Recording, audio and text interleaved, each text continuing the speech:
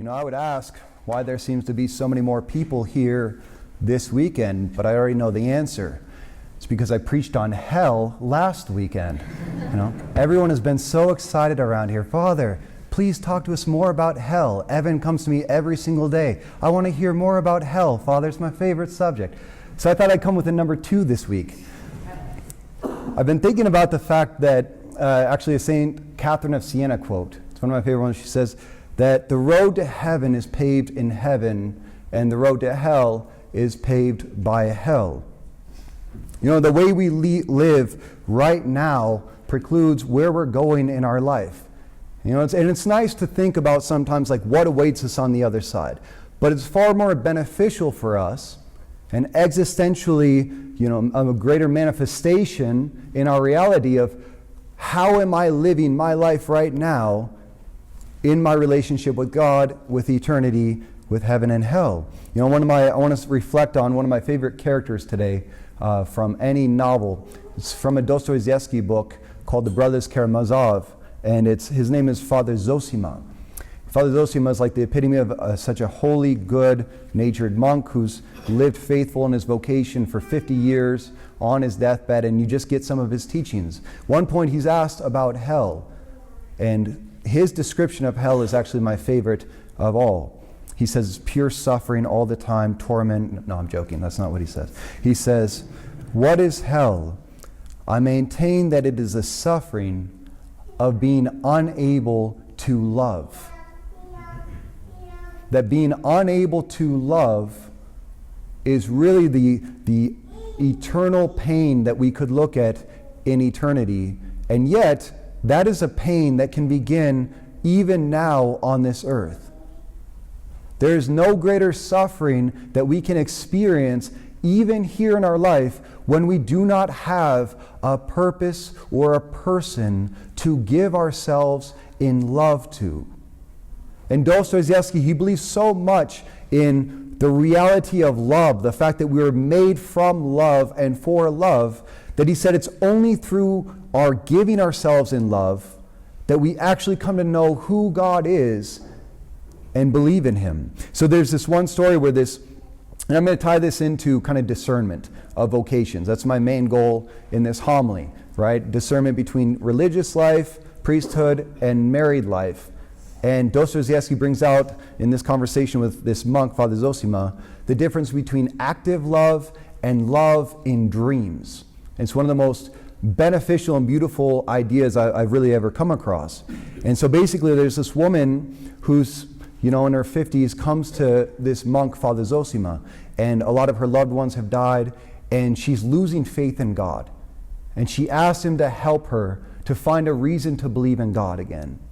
And he says to her, "I can't convince you of God, but I can show you a way that you can live where you will become convicted of his existence." And he called it active love.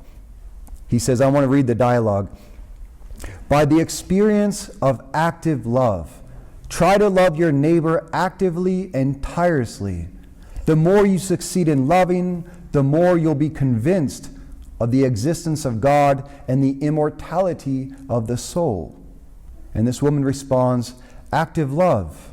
That's another question. You see, I love mankind so much that, would you believe it, I sometimes dream of giving up everything, all I have, of leaving and going to become a nun, a sister of mercy. I close my eyes, I think and dream, and in such moments I feel an invincible strength come over me. No wounds, no festering sores could frighten me. I would bind them and cleanse them with my own hands. I would nurse them, their sufferings. I am ready to kiss even their sores." She goes, "But then I think to myself, could I persist in this way of life for very long before I grow tiresome? And what if the very people that I give myself to, what if they aren't grateful for what I give? And what if nobody sees the sacrifice that I am making? Would I still do it?" And Father Zosima responds to her. He says, "Active love is a harsh and fearful thing compared with love in dreams. Love and dreams thirst for immediate action, quickly performed, and with everybody watching us. Indeed, it will go as far as giving one's life, provided it does not take long, but is soon over, as on a stage. And everyone is looking on and praising you in your great sacrifice. Whereas active love is labor and perseverance. And for some people, perhaps a whole science.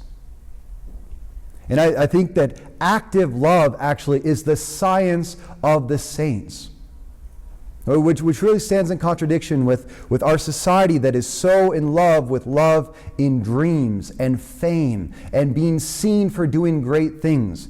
Active love is being faithful to your life in all of its mundaneness. Just being faithful to our duties. It's trivial, it's unnoticed, and so often unappreciated. Couples who are just about to get married, that's a beautiful thing. And that's what all the movies glorify, the beginning. It's like that really dark, disturbing horror series that came out recently called Twilight. Like that's what our society holds up as like the epitome of relationships. And yet it's the couples who've been married for 20, 30, 40, 50 years together. Sometimes no longer even feeling a spark, just doing their best to be faithful to one another and to raising their children, loving one another every day, forgiving one another in whatever pains, and carrying one another to the very end. That's active love. And no one's on the other side applauding that. And yet that's the science of the saints. The same thing with priests and nuns who just live good, holy, hidden lives, giving the sacraments every single day, being faithful. One priest once said, when we boasted about how many seminarians we were getting, he said, "It's not about how many you ordain, it's about how many you bury." How many push through to the very end? Because we're all made to give a gift of our lives. And that's what discernment is all about. It's like we said in that Vatican II document, man cannot fully find himself except through a sincere gift of himself. The only way we will find true love in this life and purpose is by knowing where we are called to give a gift. And that's what all of our energy actually is meant for. All that erotic energy within us is meant for a purpose. I'm going to say something a little scandalous right now and somewhat disturbing, but we all have a little bit of Nicholas Manessis in all of us. Right?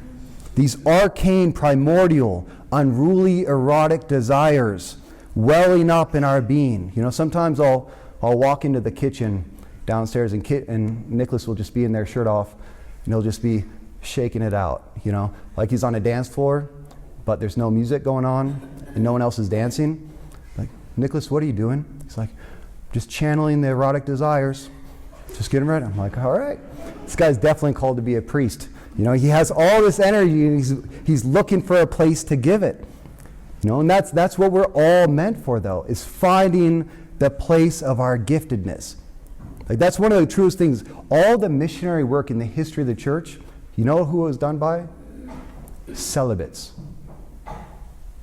The greatest missionary efforts, the reason America found Catholicism was because of celibate priests who used all that energy for the gift of spreading the gospel. That's the purpose. But that's a very hard and harsh reality.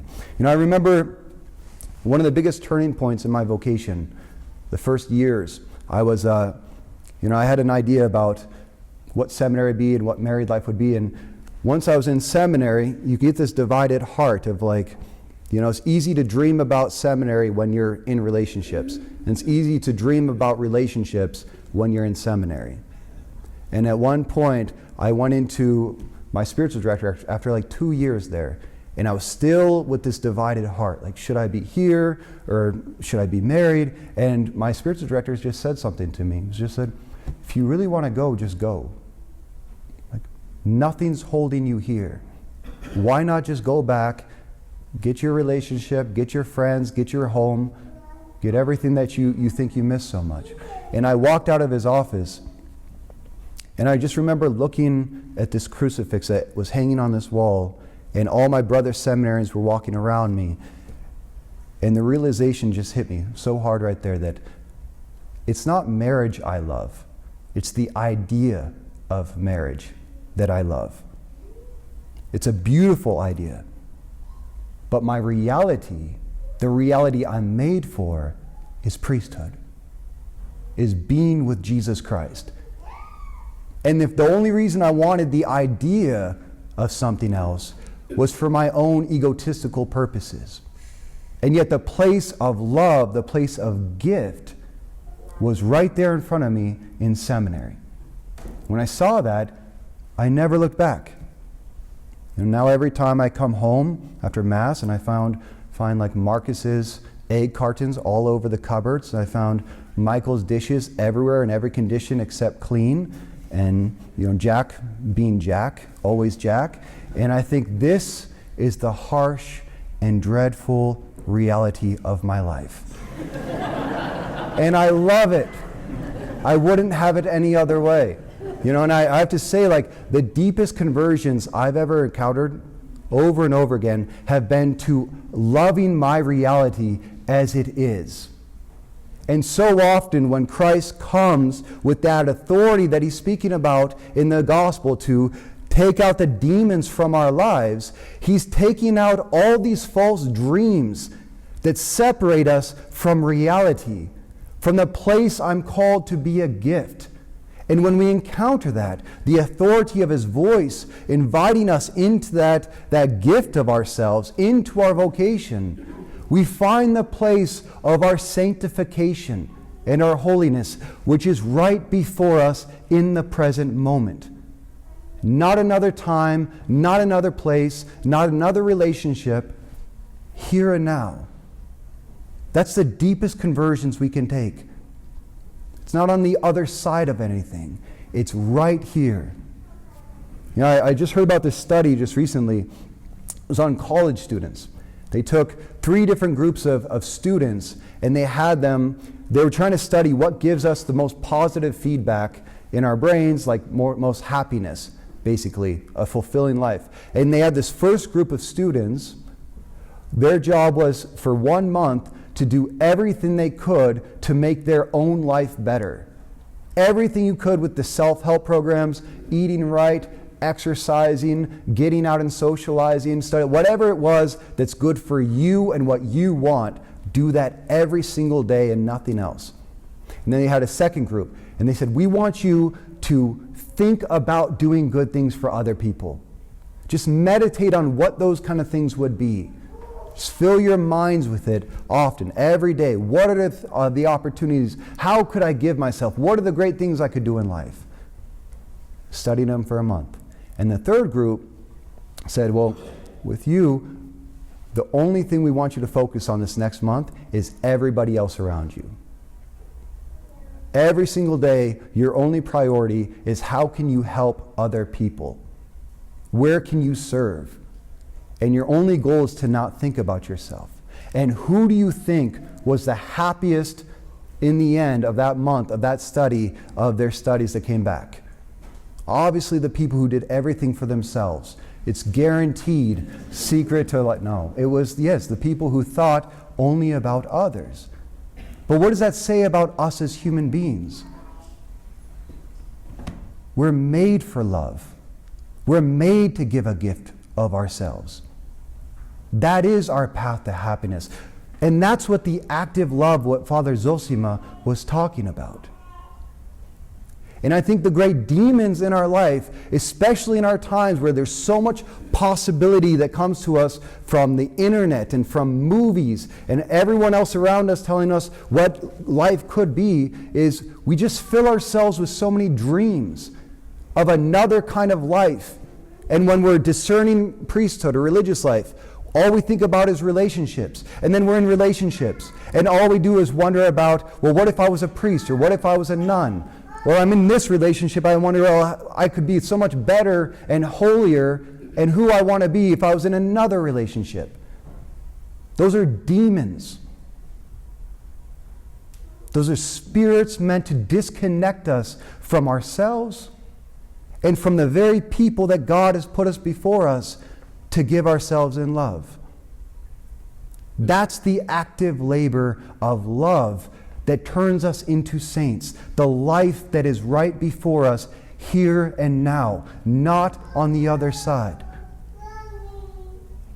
And as Father Zosima said, that if you live this way, if you give yourself in love tirelessly, you will become convinced of the love of God. I can't prove it to you, but if you do this, from within, you will know that He exists and His love for you. And I can tell you, there has been nothing in my life that has revealed God more to me, more than books, more than even my own individual prayer time or spiritual direction. But it has been the moments that have come up in just being faithful to what God has asked me to do every day in the fearful, harsh reality of active love. And the greatest revelation I've had in all of that is that that is exactly how God loves us. God does not love you in dreams. God does not love you according to what He thinks you should be, or you could be if you just put more effort into it, or what you will be in the future, or because of the mistakes you made in the past. God only loves in reality, where we are right now in this present moment.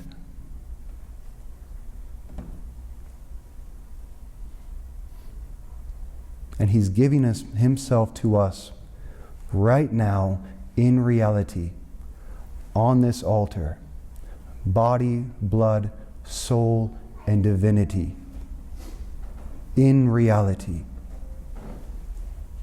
And that is a reality when we live it and we understand it, can truly save us from hell. Not only save us from hell, but pave our entire path by heaven to heaven.